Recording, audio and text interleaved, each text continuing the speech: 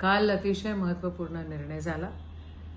जातीनिहाय जनगणना करण्याचा निर्णय भारत सरकारने घेतला आणि मला असं वाटतं आणि ही वास्तविकता आहे की हे राहुल गांधीच्या मागणीला मोठं यश आहे.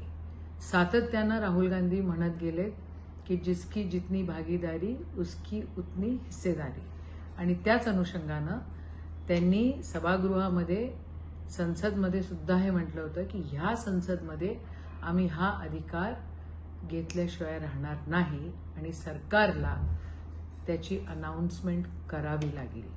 पण पुन्हा एकदा राहुल गांधीजी म्हटले की ते कधीपासून सुरू होणार आहे, कधी त्याचं इम्प्लिमेंटेशन होणार आहे, त्याच्याकडे लक्ष देण्याची गरज आहे.